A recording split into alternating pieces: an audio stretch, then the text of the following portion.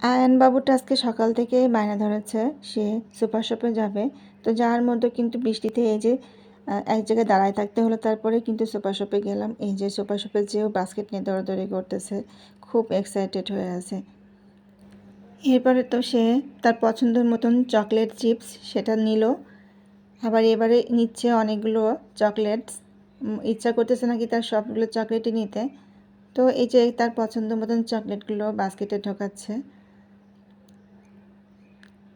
আর অত অস্থির হয়ে গেছে কোনটা রেখে কোনটা করব, কোনটা থেকে কোনটা নিব। আমি আবার বলে দিচ্ছি যে নাও, সবটার থেকে একটা একটা করে নাও। তো সবটার থেকে একটা একটা করে নিচ্ছে, আর আমি এর ভিতরে আবার আমার প্রয়োজন মতন কোনো কিছু কিনে, যেগুলো দরকার ছিল কিনে নিলাম। এবার এগুলো আবার বিল করতেছে এই যে। তো ওর বেরোনোর সময় দেখেন ওর অবস্থা কি, এতটা খুশি বাবাকে পেয়েও। আর এর ভিতরে বাইরে দেখি যে ওর বাবা আবার ওদের জন্য হট ডগ আর পিৎজা অর্ডার করেছে। তো সেটা নিয়ে আমরা আবার বের হয়ে আসতেছি যে কেনাকাটা শেষ। এর মধ্যে দেখুন বাইকে তার অবস্থা, ও ওখানেই বসতে চায়, আমার কোলে বসতে চায় না।